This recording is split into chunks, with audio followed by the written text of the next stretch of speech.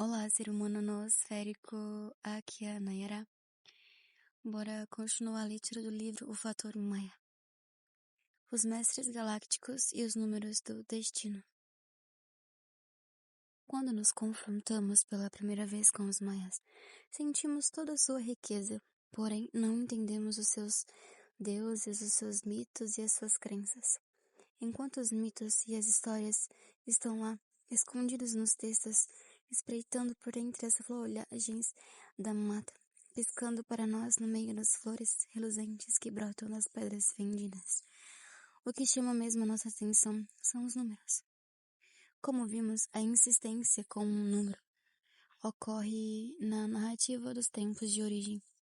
Os números também falam quando lemos os textos truncados dos profetas do Shilan Balon, que em transe expressam tudo em números, o 1, o 13, o 7, o 9, o 4. São os números, entidades vivas. São eles elétricos e intangíveis, ocupando dimensões da mente, de cuja existência os materialistas nem sequer suspeitam. Esfregando os nossos olhos e clareando nossas ideias, é difícil acreditar que toda essa história possa ser contada com números. 13 números e 20 símbolos, para ser exato. E mesmo os 20 símbolos, será que não passam de números, disfarçados em formas crípticas chamadas hieroglifos? E o que é mais? E o que é mais? Como poderia a história toda? A ciência, o mito, a medida galáctica e a estratégia divina está contida numa matriz medindo 13 vezes 20 unidades, denominando Tzolk'in pelos arqueólogos. Literalmente, a contagem dos dias, ou melhor, a contagem de Kin, Tzol, dia, unidade harmônica primária. O número original da matriz 1320 não é conhecido. Também, identificado como calendário sagrado, o Tzolk'in surge como uma daquelas bizarras anomalias numerológicas. Mas, acaso, Jung e Jiao, no primeiro contato que tiveram com o Mixing, viram ele de outra forma? Sabemos que o Tzolk'in, que eu chamo de módulo harmônico, é a mesma tabela de permutação chamada de Book-Shock. Todavia, ao examiná-la, por mais divertida que seja, sua profundidade nos desconcerta. Ora, vamos dizer que dizemos nós, o que se pretende com os números maias? Como pode esse arranjo de 13 números e 20 séries, 20 selos, expressar a ressonância universal? Evidentemente, o Tzolk'in é apenas um código, e também o alfabeto que utilizamos para escrever. Entretanto, como sabemos o alfabeto que codifica uma língua, e a pessoa que escreve essa língua com o alfabeto, as 26 letras, pode manipular um enorme poder e comunicar ao menos alguns traços de conhecimento e sabedoria do universo. Do mesmo modo, o conhecimento da linguagem código do Tzolk'in, ou o módulo harmônico Maia, pode abrir canais de entendimento e comunicação com poder igual, se não maior, aquele que não é acessível através do alfabeto. Pois o número, como símbolo, é uma condensação de harmônicas em níveis de significado, e cada número individualmente é um campo ressonante para si mesmo. E por essa razão, que bastam 13 números para descrever todo o complexo que chamamos de ser galáctico. 13 números, cada um podendo ocupar 20 posições, para um total de 260 permutações, para explicar e avaliar os cálculos da matriz Maia de 13 vezes 20, bem como a riqueza de suas reais aplicações simbólicas. É bom procurar entender mais profundamente a força mágica dos números na cultura maia. Esses números, em particular o 13, 7, 4, 9, além do 20, permeiam de tal forma o pensamento maia, que é importante compreender que cada um deles representa várias qualidades, e a soma das qualidades, como a soma dos números, representa o que chamamos de mundo, ou antes, o universo. Hoje, pensamos que os números representam quantidades, 7 maçãs ou 13 laranjas, mas a quantificação é apenas uma função do número. Para pensar o número como qualidade harmônica é útil a analogia da música. Pode-se dizer que cada tom musical representa um número, ou vice-versa. C pode ser representado por 1, D por 2 e assim por diante. Na extensão de uma oitava pode haver um número fixo de tons, 7, para ser exato. Dó, Ré, Mi, Fá, Sol, Lá e Si. O oitavo tom sendo o Si agudo ou Dó. Cada tom tem uma oitava. Cada tom de uma oitava tem os seus harmônicos, tanto nas oitavas mais altas como nas mais baixas. As possibilidades de sequências de tons, de variações de semitons, a riqueza e o timbre dos tons, e a execução de amplitudes de oitavas e sincronizações harmônicas de 2 ou mais tons são praticamente infinitas. Mas, para começar, abordamos apenas uma pequena série de tons. Essa analogia demonstra que o número representa qualidades mentais sensoriais tanto quanto simbólicas, e é vital. Possui múltiplos harmônicos, de profundidade e significado, e é capaz de expressar todo o espectro de possibilidades universais. A analogia também mostra que uma série limitada de números pode cumprir todos esses fins. Para o fator Maia, o mais importante é a função qualitativa harmônica do número. Assim, enquanto para nós a medida do tempo é a contagem de uma sequência de unidades quantitativas, sejam elas dias ou minutos, anos ou horas, para os maias, o que chamamos de tempo é uma função do princípio de ressonância harmônica. Logo, os dias na verdade são tons, denominados Qin, representados por números correspondentes. Sequências de dias produzem ciclos harmônicos, chamados Vinal, Tum, Catum, Bactum, e assim por diante. E sequências de ciclos harmônicos tomados como agregados maiores descrevem as frequências harmônicas ou calibrações de uma ordem orgânica mais ampla, ou seja, o padrão harmônico do planeta Terra em relação ao Sol e em relação à galáxia. Continuando com a analogia musical, um dia, além de representar um tom ou um número específico, possui também os seus harmônicos. Quando propriamente sintonizado, a qualidade de um dia pode levar à experiência em outras oitavas, em outras dimensões do ser. Embora essa visão represente alguma analogia com a astrologia, o significado é um pouco diferente, pois os números estão relacionados com os harmônicos galácticos em vez de ou além de com os ciclos planetários. Em razão dessa perspectiva, não existe o que os eruditos consideram obsessão maia pelo tempo. Em vez disso, as sequências numéricas que adornam tão intrincadamente os monumentos dos maias clássicos originalmente pretendiam descrever calibrações de um harmônico galáctico, à medida que corresponde a ciclos solares e terrestres do tempo. Logo voltaremos às implicações contidas nessa afirmação. Para os maias, portanto, o significado dos números não reside necessariamente na relação sequencial, por exemplo, 10 é maior que 9, nem em quantidades que qualquer soma numérica possa representar, mas nas qualidades derivadas das justas posições, permutações e harmônicas de uma dada série de números. Em outras palavras, o significado dos números como representantes de ordens harmônicas não é linear ou progressivamente quantitativo, mas sim radialmente recíproco. Mas o que queremos dizer quando falamos que o significado dos números é radialmente recíproco? Radial é o termo que descreve um campo de radiância dinâmico, de qualidades radiantes como uma pirotécnica chuva de estrelas. No dia 4 de julho, a ideia é que cada um dos 13 números é radial, expressando suas qualidades em todas as direções simultaneamente. Cada um está contido e penetra em todos os outros. E é recíproco, porque significa que cada número regenera e é referido por todos os outros, dentro de um circuito autossuficiente. O circuito descreve um fluxo de energia cuja origem e fim são uma só coisa. Sendo o circuito gigante, a galáxia pode ser representada por um conjunto de fluxos de energia, cujos pulsos radiais podem ser descritos, cada um deles, por um número de uma série de números primários. Como qualquer circuito, cada um dos fluxos pulsantes de energia possui um fim e uma origem comum. O núcleo galáctico runábico, esse circuito, conforme o descrevemos aqui, é denominado Zuvuia. pelos maias, a corrente através do qual tudo sai e retorna, simultaneamente, para a fonte. Voltemos então para Hunapku. O inefável e reluzente núcleo galáctico. Pode-se descrevê-lo como possuindo um movimento simultâneo de spin e contra-spin, que se propaga para o exterior a partir de um ponto central de energia indescritível, que pulsa numa velocidade definida.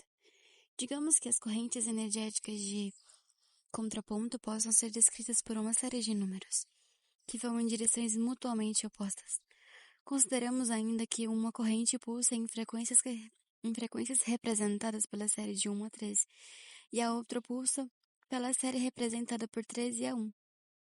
Isto é, a primeira da pulsação mais simples para a mais complexa, e a outra da mais complexa para a mais simples. Se combinarmos as pulsações das correntes de spin e contra-spin, obteremos a seguinte sequência. Spin 1, 2, 3, 4, 5, 6, 7, 8, 9, 10, 11, 12, 13, que é igual a 91. Contra-spin 13, 12, 11, 10, 9, 8, 7, 6, 5, 4, 3, 2, 1, que é igual a 91. E a somação 14, 14, 14, 14, 14, 14, 14, vários 14 vezes. Todos os ciclos de spin contra spin podem ser descritos pelos números que representam as diferenças entre os números adjacentes. Os dois ciclos, isso é, a diferença entre 1 e 13, 2 e 12, 13 e 11. A sequência das diferenças entre as duas séries é descrita pelos seguintes números. A diferença de 12, 10, 8, 6, 4, 2, 0, 2, 4, 6, 8, 10 e 12 é igual a 84. Vejamos também que a soma dos números de 1 mais 2 mais 3 mais 4 mais 5 mais 6 mais 7 mais 8 mais 13 é igual a 91, que é também 13 vezes 7. Enquanto que os números na série representada pelas diferenças dos dois ciclos é igual a 84, ou 7 vezes 12.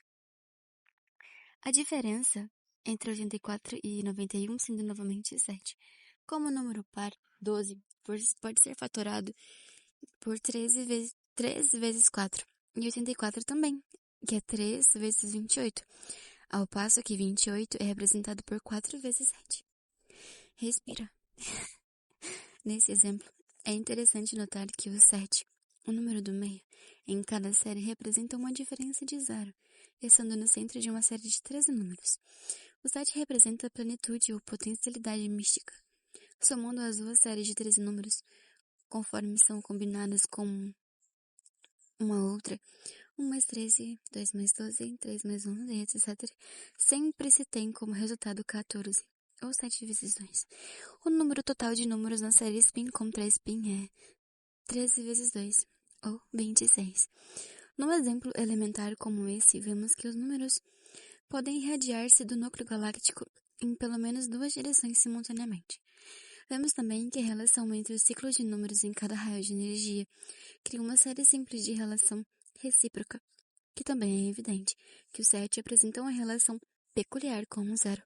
Com a soma de tudo, a série é 91, com a soma dos números emparelhados a série é 14, e com a soma das diferenças entre as séries é 84, então se dois números chaves tivessem de sugerir essa manipulação, seriam o 13 e o 7. Isso demonstra o significado de um número radialmente recíproco. O que parecia ser apenas duas séries de números emparelhados produz, na verdade, uma sequência mágica de permutações e de possibilidades. Tendo em mente que os números representam diferentes tons ressonantes, pulsações de ondas ou qualidade de energia radiante, correspondentes a diferentes esferas sensoriais e mentais, podemos assim começar a estimar que o significado dos números entre os maias, como agentes dinâmicos dos diversos níveis de ressonância, os números são entidades mágicas, seres harmônicos que saltam de uma oitava para outra, mudando de identidade, mudam de dimensão e viajam para trás com a mesma facilidade com que marcham progressivamente para a frente. O fato de os maias conferirem uma expressão direcional a cada um dos números, seguindo um padrão leste, norte, oeste, sul, repetido 5 vezes, contribui para a riqueza do significado e do simbolismo de cada um dos 13 números. O resultado fatorado das 20 posições direcionais e dos 13 números, obviamente, é o Tzolk'in, de 260 unidades, se continuamos a supor que essa matriz permutacional de 260 unidades é a matriz primária tecida e recolhida pelo núcleo galáctico Hunabku, podemos então admitir também que, de um modo ou de outro, essa matriz pulsante, a constante galáctica, penetrará e sustentará todos os aspectos da atividade galáctica, cobrindo a totalidade de seus sistemas estelares. Lembre-se de que os números e as posições direcionais descrevem toda a extensão das relações harmônicas tonais, com todos os seus harmônicos ressonantes e as suas possibilidades de transformação. Em resumo, o Tzolk'in é um teclado ou tabela de frequências periódicas universalmente aplicáveis. Da mesma forma como a matriz galáctica primária Tzolk'in é radial e simultânea em seu núcleo, não importa quão dissipada ou distante desse núcleo ela possa parecer, sua atividade não obstante mantém a integridade radial e simultânea por toda a parte. Assim, enquanto os raios galácticos são descritos por números que se movem para trás e para frente, um em relação ao outro, aquilo que chamamos de tempo, por exemplo, na verdade, é o movimento simultâneo do e para o núcleo galáctico. De fato, à medida que nos sintonizamos com o movimento do tempo, indo apenas em uma direção, é o que percebemos da galáxia e do universo, e é somente metade do quadro.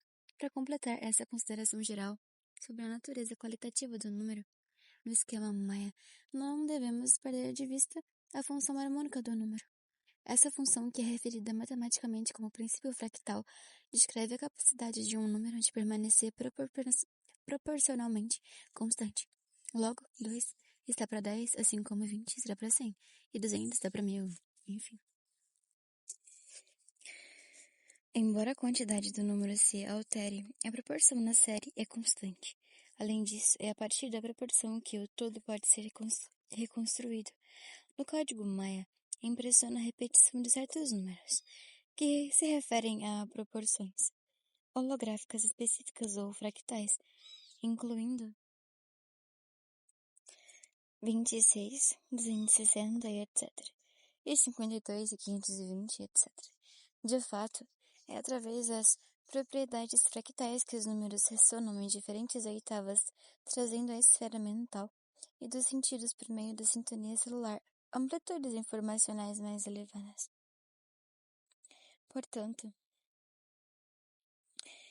vemos que o objetivo da matemática maia era o entendimento e o registro da constante galáctica, o Tzolk'in, e seu spin de infinitos harmônicos fractais e permutações de harmônicos. Entre os maias, a relação dos números com um calendário é apenas secundária. Aquilo que encontramos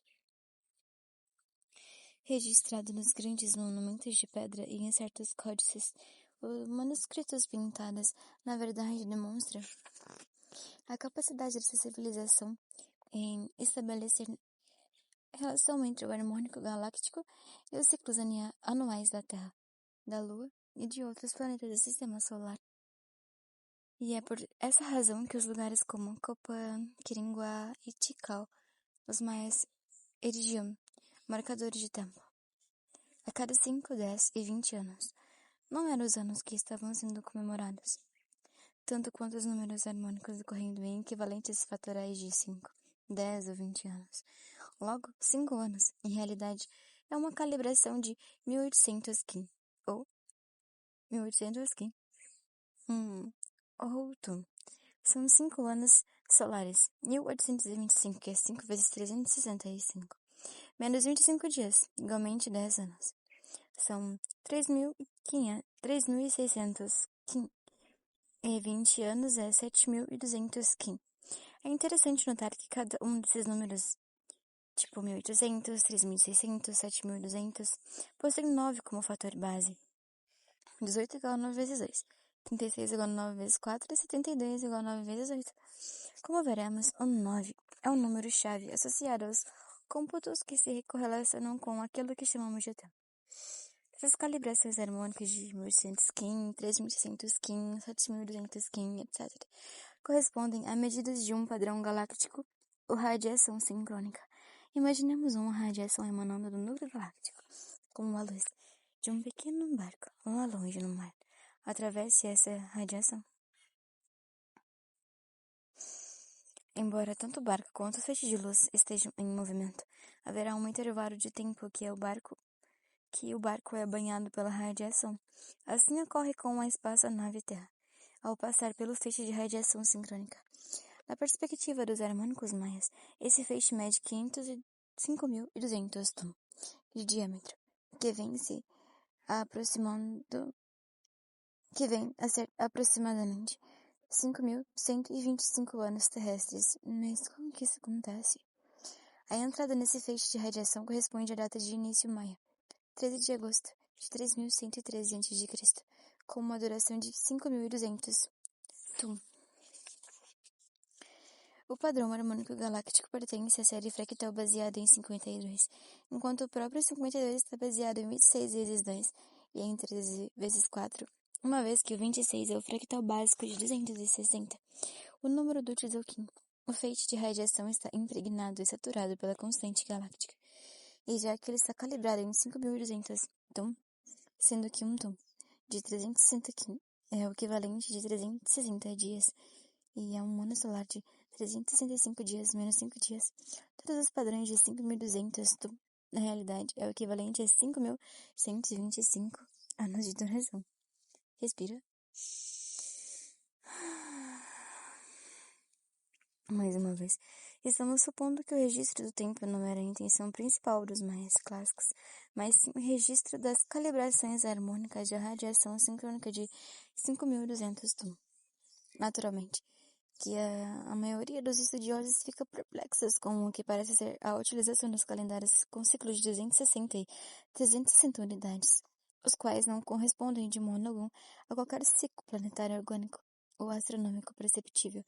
A razão de um tal espanto reside no fato de que os ciclos de 260 e 360 unidades não estão originalmente relacionados com o calendário ou com os ciclos de medida de tempo, mas é com os índices fractais de harmônicos galácticos.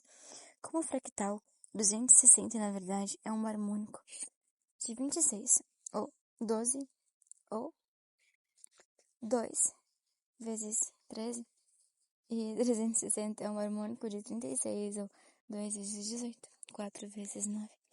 Assim, podemos ver que os números 260 e 360 são os fatores-chave dos maias, 4, 9 e 13. O calendário de 260 unidades é a constante galáctica. O calendário de 360 unidades é o calibrador harmônico, e 260 é a constante, porque representa o ciclo contínuo de permutações geradas pelos 13 números e pelas 20 posições direcionais, caracterizando o mínimo possível de alterações para acomodar o máximo possível de possibilidades galácticas. Das frequências de onda aos arquétipos, tanto 260 quanto 360 são somatórios, baseados na menor unidade, um Kin, que pode ser um múltiplo de 9. Suas representações como o número de graus de um círculo e sua aproximação dos 365 dias de um ano solar. 360 Kin ou 1 tum é o calibrador harmônico.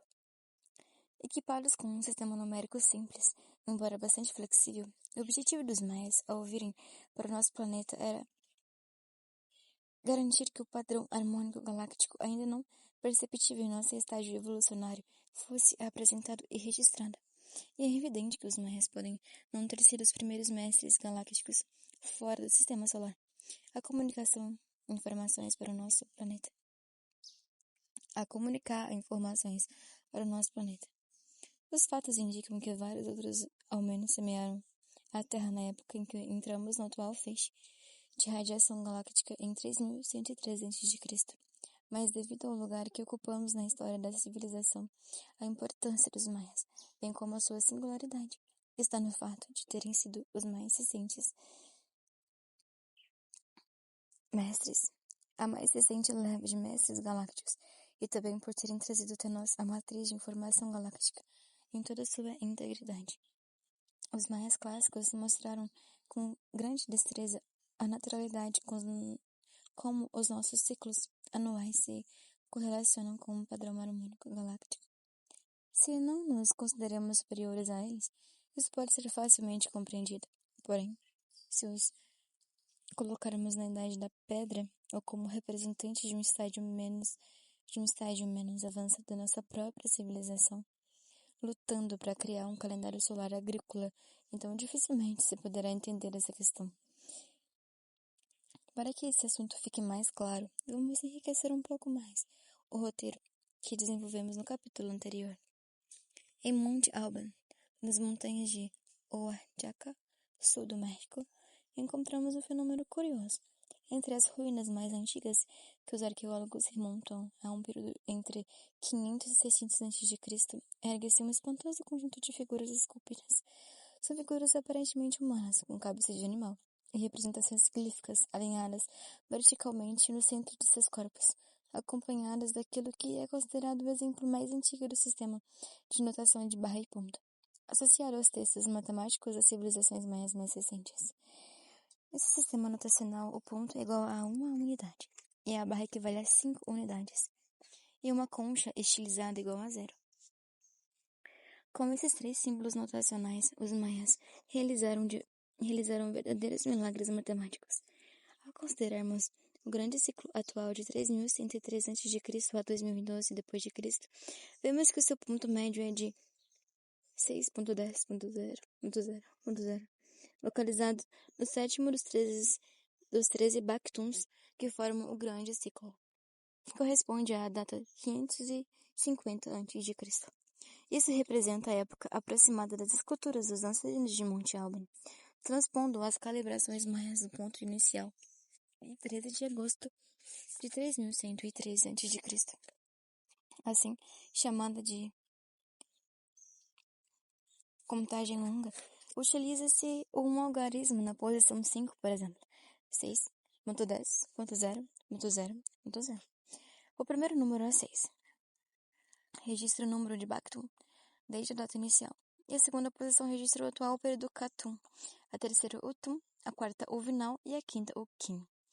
Em termos de número, o Quim, ou dias transcorridos desde o início do grande ciclo, a data 6.10.0.0 é igual a 936.000 Como todas as datas maias, o fator-chave no número 936.000, harmônico, 936 é 9, simbolizando periodicamente a totalidade.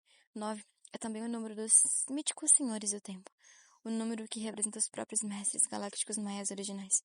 A data do ponto médio, 6.10.0.0.0, momento em que foram feitas as esculturas do Monte Alban, diz respeito à vinda dos 9 senhores do tempo e à chegada das medidas galácticas ao planeta. Se a primeira leva galáctica, representada pelos 9 senhores do tempo, chegou por volta de 550 a.C., ou se a data média do grande ciclo foi escolhida para comemorar uma chegada anterior, permanece uma questão em aberto. E é o suficiente dizer que as esculturas do Monte Alban comemoram a primeira leva dos maias galácticos na Mesoamérica. Se olharmos para o cenário cultural mesoamericano por volta de 550 a.C., encontraremos o apogeu daqueles que são considerados a primeira civilização avançada dessa parte do mundo, os Olmecas. O nome Olmeca significa literalmente povo da borracha, pois foram eles que supostamente inventaram o jogo ritual de bola e o uso da bola de borracha, tendo começado a sua marcha rumo à civilização em torno de 1500 a.C. Os Olmecas são caracterizados por civilizações em torno Os Olmecas são caracterizados por vigorosas esculturas de pedra e de jade que mostram jaguares ou criaturas de rostos felinos cobertos por capacetes. Supõe-se que a base religiosa dos Olmecas desenvolveu-se a partir de uma cultura xamânica neolítica tardia centralizada no Nagual, o espírito do jaguar.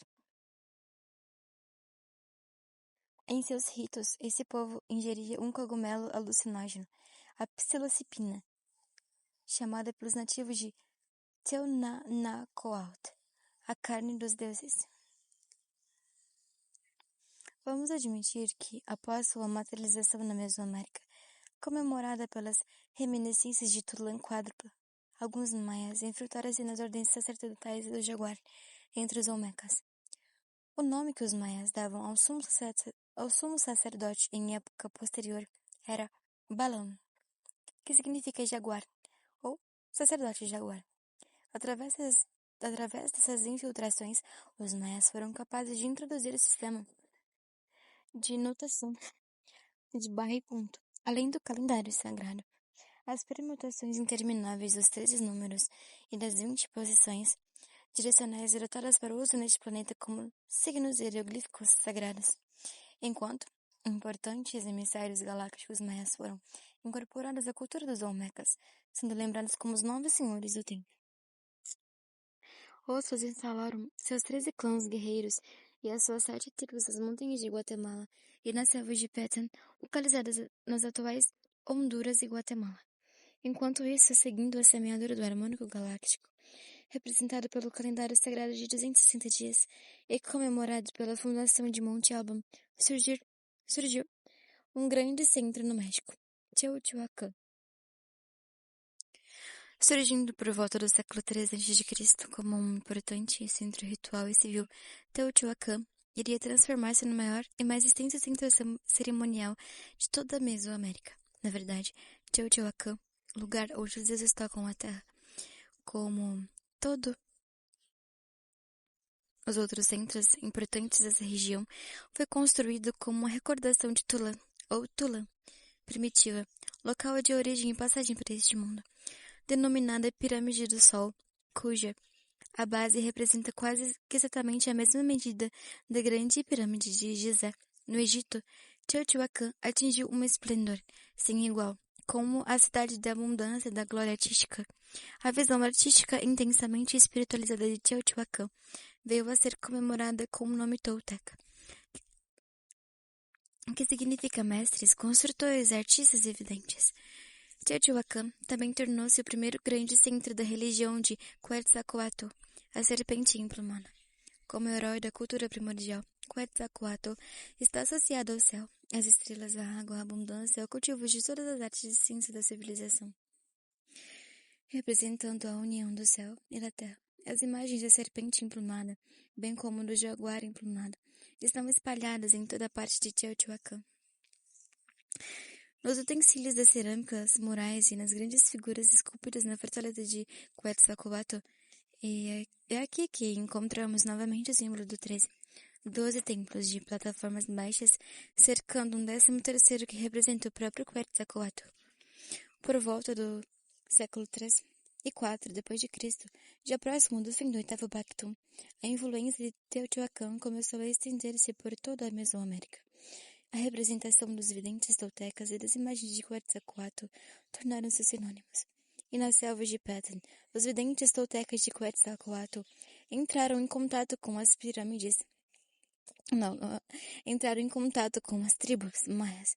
Foi em Tikal que ocorreu o enlace entre Teotihuacan e os maias, que, inspirados pelo lastro espiritual de Quetzalcoatl, por eles chamados de Kukulkan, deram início ao progresso de sua civilização. Com mais dinamismo que em Teotihuacan, os sacerdotes de Tikal começaram a construir templos-pirâmide, mas enquanto as pirâmides de Teotihuacan eram de 5 níveis, as de Tikal tendiam a apresentar 9, para comemorar os mestres galácticos originais, os 9 senhores do tempo. E então terminou o oitavo Bactum e começou o nono, iniciando em 435 d.C. A data é 9.0.0.0.0. Representava o harmônico 1296. 1.296.015, ou dias decorridos desde 3.113 a.C. Em todos os centros maias já se sabia que era hora de se preparar para a segunda leva galáctica. No Bactum 9, o 10º ciclo, ocorreria a fase de máxima sincronização, período crítico, em que se registraria as correlações harmônicas da radiação galáctica, com o ciclo anual da Terra, do Sol e da Lua e de outros planetas do Sistema Solar. Assim, foi o que os maias, espiritualmente revigorados pela influência da religião de Kukulkan, e lembrando-se de sua missão galáctica, começaram a construir e registrar o extraordinário fervor. Com extraordinário fervor, a atividade manifestou-se não apenas em Tikal, mas em Copan, Gringoá, Palenque, bem como em numerosos outros centros. Tudo tinha de ser preparado, pois no momento exato, isto é, no momento certo da calibração harmônica teria início a segunda leva galáctica. E é claro que isso não constituía nenhum mistério. Na sequência dos fractais harmônicos, o grande número síntese maia, conforme registrado no Códice de Dresden e redescoberto por Ernest Forstmann, é o 13.66.560. Um número fenomenal, divisível, ou capaz de ser fatorado por todos os números-chave, correspondentes a todos os ciclos harmônicos, sendo o número de Kim decorridos desde 3.113 a.C., 13.66.560, corresponde a uma data no ano de 631 d.C., enquanto 1.366.560 em 631 d.C. Também é o equivalente de 3.796 tum, ou ciclo de 360 dias completados desde a data inicial, ao passo que 683 d.C. corresponde a 3.796 anos solares transcorridos da mesma data inicial. E é interessante que ambas as datas, 631 d.C. e 683 d.C., possuem números harmônicos correspondentes de 3.796. O primeiro como tum, o último como anos solares. Também é bastante significativo que o espaço de 52 anos entre as datas corresponda à idade terrena de Pacavotan. Se fosse ocorrer uma fase galáctica significativa conforme os harmônicos maias, seria no período de 52 anos entre 631 d.C. e 683 d.C., ou entre os harmônicos 13, 66, 560 e 13, 85 e 540. Na verdade, essas são as datas precisas de encarnação avatárica conhecido como Pacavotan de Palenque. E seu túmulo, singular por toda a Mesoamérica, é o único comparável àquele da Grande Pirâmide de Gizé, da data de 683 a.C., e se encontra no Templo das Inscrições, um templo de 9 andares em Palenque. Na câmara em que o túmulo está situado podem ser vistas algumas esculturas representando os 9 senhores do templo. Descoberto apenas em 1952, o túmulo de Pacavotan tornou-se recentemente uma das maravilhas dos mistérios maias. A escultura lavrada sobre a tampa da tumba, que mencionamos no final do último capítulo, tem sido interpretada como um astronauta em uma cápsula espacial, ou como a representação de um rei dinástico sendo levado no momento de sua morte para baixo, em direção das mandíbulas do monstro da Terra. Porém, eis que aqui a lenda de Pacavotan, mestre galáctico que declarou ser ele mesmo uma serpente, um iniciado, aquele que possui o conhecimento, por decreto daqueles que estavam acima dele. Pakal deixou sua terra natal, a misteriosa Valum Shivan, e dirigiu-se para Yucatán, terra dos maias, nesse planeta, partindo de Valum Shivan e atravessando a morada das 13 serpentes. Pacavotan chegou a Valum Votan, no rio Usamassinta, não muito distante de Palenque, que supostamente teria fundado. Por várias visitas de volta à sua terra natal, Pacavotan descobriu uma torre que veio a ser destruída devido à confusão de línguas entre seus construtores. Por meio de uma passagem subterrânea existem na torre, entretanto, Votan pode alcançar a rocha do céu. E o que fazer com essa história? Valum Shivan é uma referência a uma das bases estelares dos maias, talvez as Pleiades, talvez em Arcturus. Essas bases, é claro, vinham monitorando a missão maia, desde que a primeira leva de mestres galácticos, os 9 senhores do tempo, semeara o planeta Terra.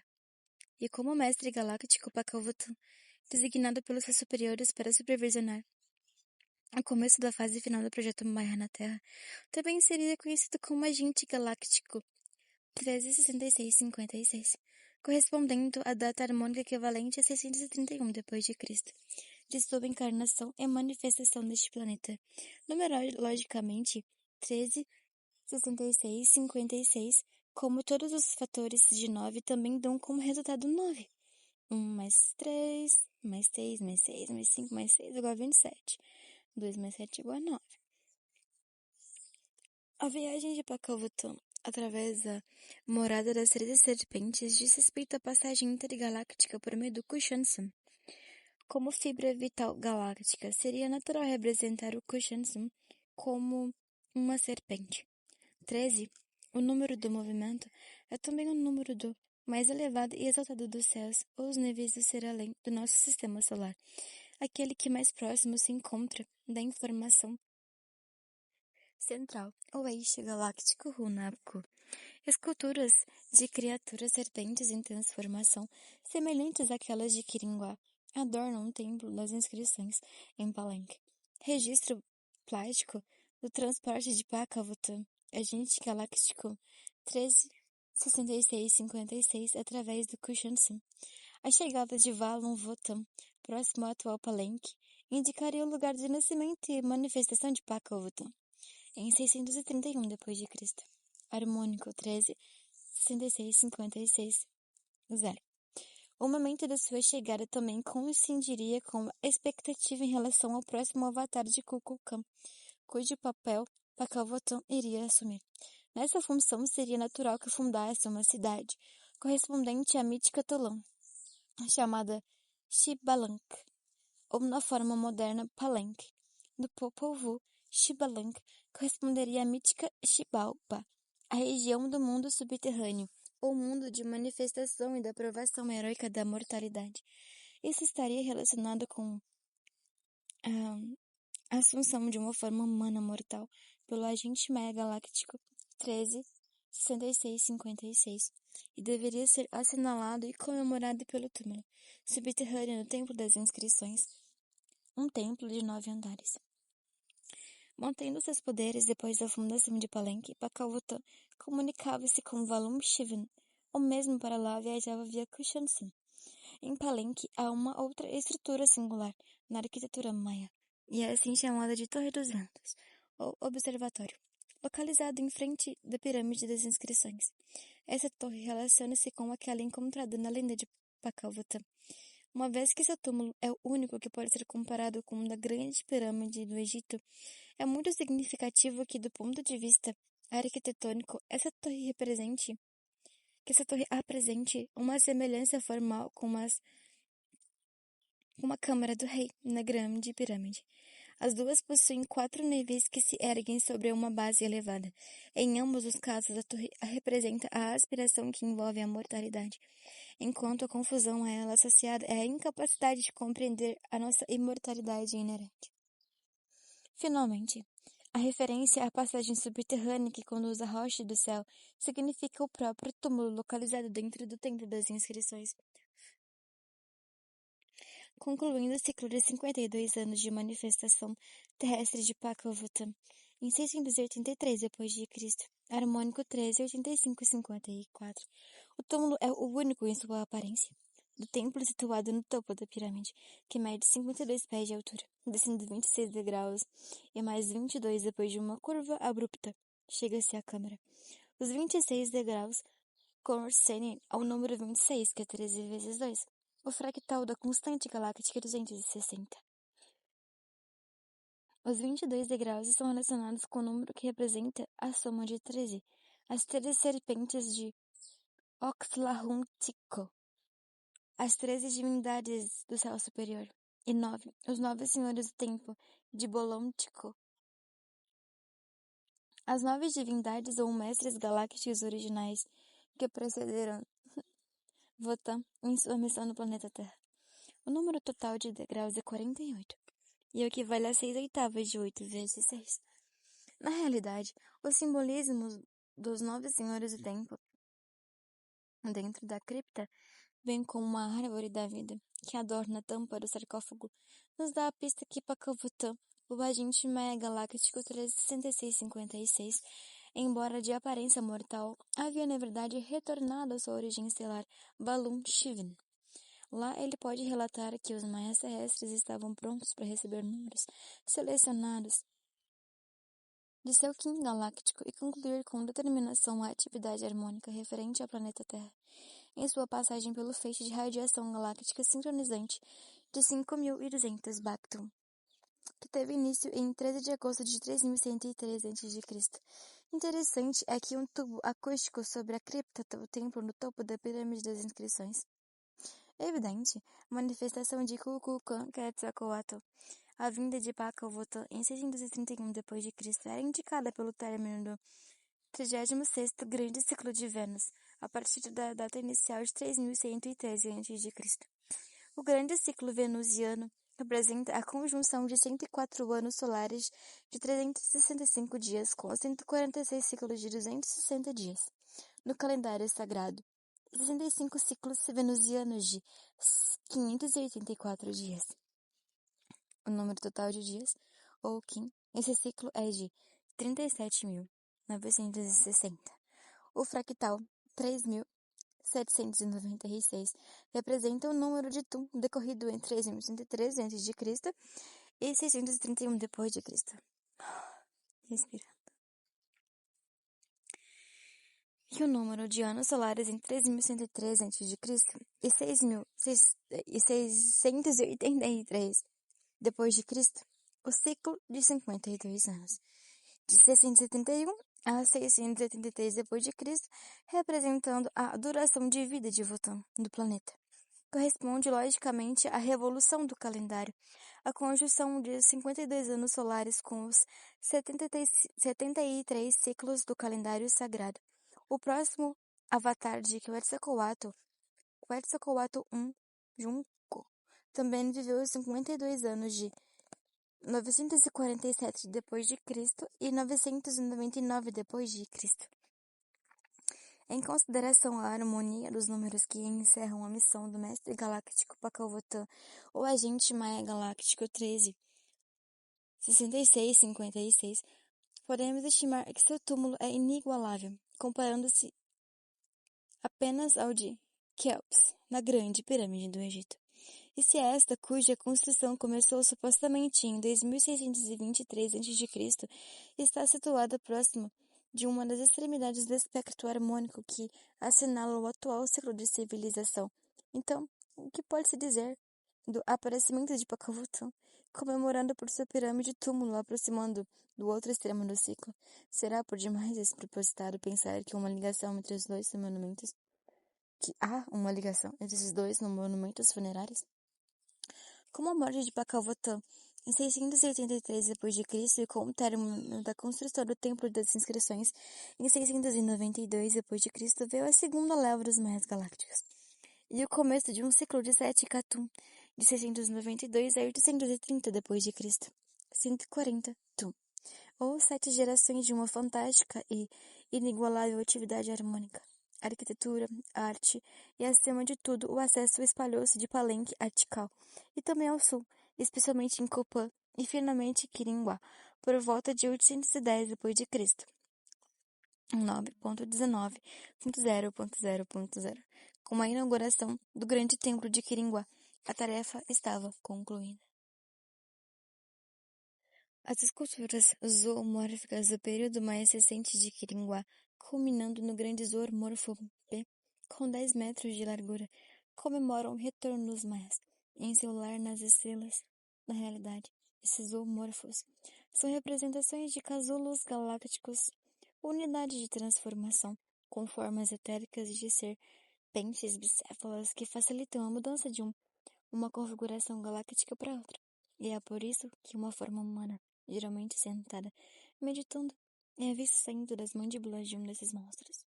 Se pudéssemos voltar no tempo até Quiringuá, em 810 d.C., veríamos um ajuntamento de pessoas no pátio de frente ao templo, chamado de Estrutura 1. Os últimos dos mestres galácticos, 7, talvez, cada um acompanhado de um grande cristal de quartzo, estavam sentados na praça gramada, em profunda meditação, quando de repente foram cercados por uma intensa vibração, uma ressonância que era ao mesmo tempo som e visão. Luminosos casulos galácticos materializaram-se diante de seus olhos, primeiro Esses casulos galácticos painaram sobre os mestres galácticos, para depois envolvê-los lentamente. A vibração tornou-se mais intensa, misturando-se com a sinfonia incessante da selva onipresente.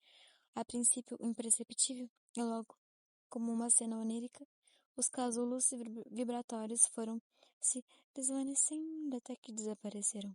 Uma admiração muda dominou o pequeno grupo, que então se dispersou com um ar de solene propósito de dedicação.